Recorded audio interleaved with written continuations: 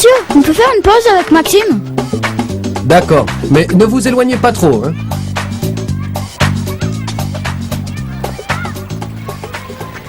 Ouf, je suis crevé. Alors Maxime, qu'est-ce qui t'est arrivé il y a quelques semaines?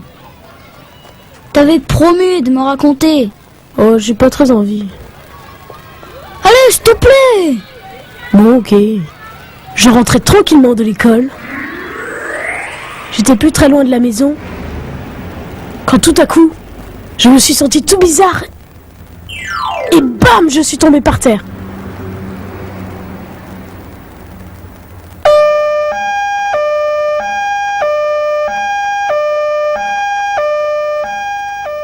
Quand je me suis réveillée, j'étais dans une ambulance. Il y avait un médecin qui me tenait la main, qui me parlait et me rassurait. T'inquiète pas, tout va bien, repose-toi. Je me sentais très fatiguée. Mais il m'a réconfortée jusqu'à ce qu'on arrive à l'hôpital. Il était super cool. On m'a transportée dans une chambre. Heureusement, mes parents étaient déjà là. T'as dû avoir une sacrée trouille. Bah oui, surtout que je ne comprenais rien à ce qui s'était passé. Puis, le docteur est entré dans ma chambre. Elle avait l'air sympa. Et comment va notre petit bonhomme? Oh, ça a l'air d'aller mieux, à ce que je vois. Qu'est-ce qui lui est arrivé, docteur? Votre fils a eu un petit malaise. Il pourrait s'agir de ce qu'on appelle une crise d'épilepsie. Cela t'est-il déjà arrivé, Maxime? Non, Sais-tu de quoi il s'agit? c'est quand on tremble de partout et qu'on avale sa langue. Apparemment, tu n'as pas avalé la tienne. On peut effectivement avoir le corps parcouru de tremblements, mais avaler sa langue? Non. Elle est bien accrochée, tu peux me croire. Je vais t'expliquer ce qui a pu se passer. Notre cerveau fonctionne avec des mini-courants électriques. Des tas de petits signaux électriques circulent alors d'une cellule à l'autre et sont transmis à notre corps. Ce sont eux qui commandent nos mouvements comme marcher, courir ou taper dans un ballon par exemple. C'est un peu comme dans un ordinateur alors. C'est tout à fait ça, Maxime.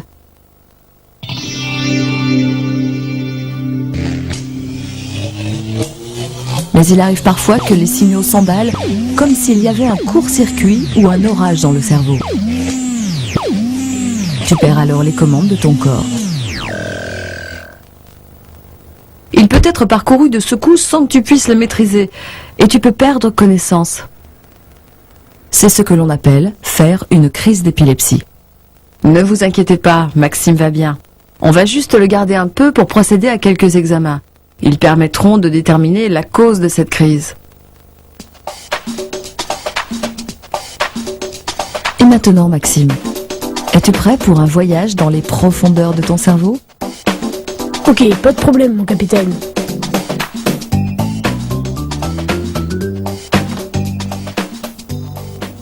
Tout d'abord, nous allons te faire un électroencéphalogramme. C'est un examen qui permet d'enregistrer l'activité électrique de ton cerveau. Bonjour, comment t'appelles-tu? Maxime, Bonjour Maxime, installe-toi confortablement. Ne t'inquiète pas, ça ne fait pas mal et ça ne dure pas longtemps. On pose tout d'abord ces électrodes sur ta tête.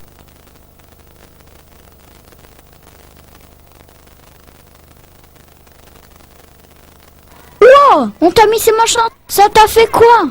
bon, ça fait pas mal. J'avais l'impression d'avoir un casque de martien sur la tête. Wow! Grâce à ces électrodes reliées chacune par un petit câble à une machine, on recueille les signaux qui circulent dans le cerveau et on les enregistre.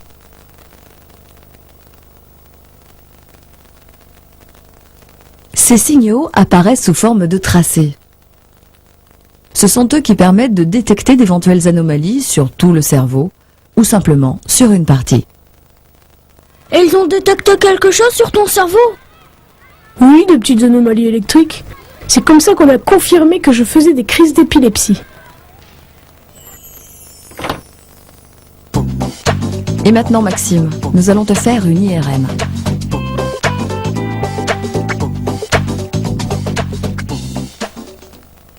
IRM signifie imagerie en résonance magnétique.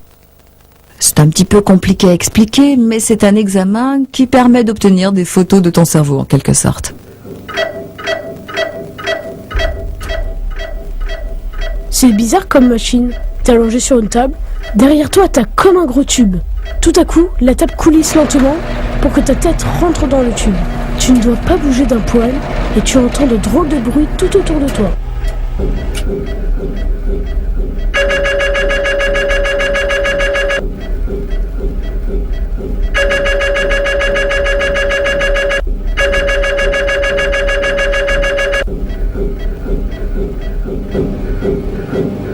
Ça dure longtemps? Ouais, c'est 20 minutes, peut-être plus. Grâce aux photos de l'IRM, on peut détecter d'éventuelles petites anomalies dans le cerveau qui peuvent parfois être la cause des crises d'épilepsie. Mais la plupart du temps, l'IRM permet de vérifier que tout est normal. En fait, il existe plusieurs sortes d'épilepsie, avec ou sans lésion du cerveau, comme nous venons de le voir avec Maxime. Les symptômes peuvent donc être différents d'une personne à l'autre. Chez la plupart des patients, ils sont faciles à traiter. Il faut savoir tout de même que pour un petit nombre de personnes, l'épilepsie est plus difficile à contrôler.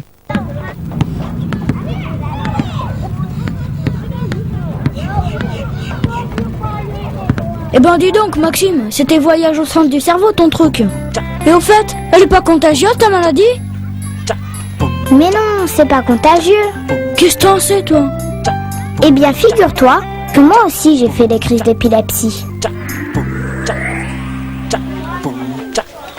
À l'école, la maîtresse disait que j'étais tout le temps dans la lune parce que parfois je n'écoutais plus et je fixais le vide.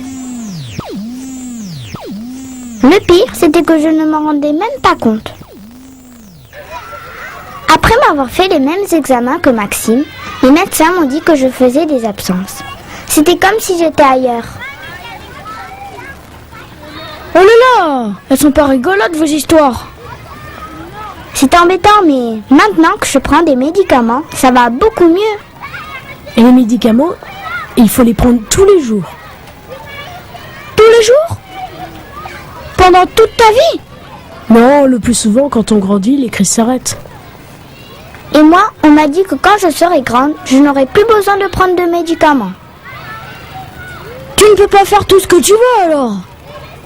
Mais si, on a une vie normale. C'est sûr que quand je vais à la piscine, je dois toujours être accompagné d'un adulte. Parce qu'une crise dans l'eau, ça serait pas marrant. Et moi, quand je fais de l'escalade, je suis toujours bien assurée par un adulte.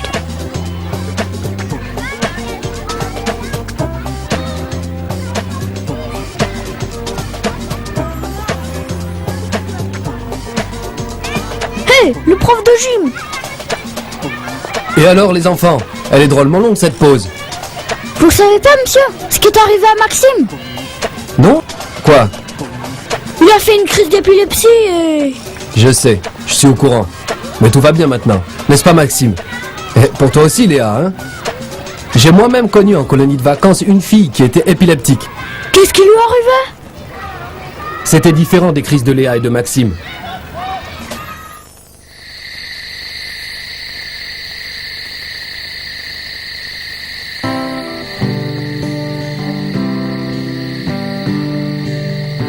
J'étais assis près du feu, et alors qu'elle était en train de ramasser du bois, je l'ai vue tomber soudainement par terre.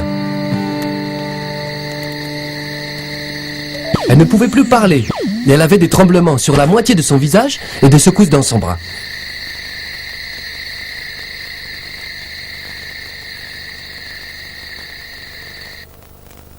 Elle n'a pas perdu connaissance. C'est arrivé une fois, mais ce n'était pas grave.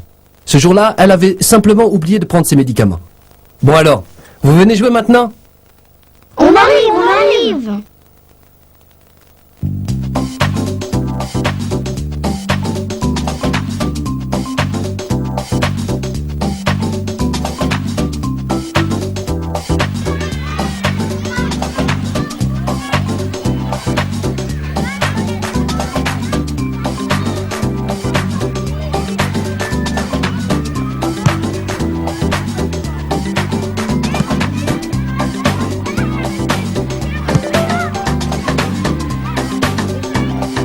Attention Léa!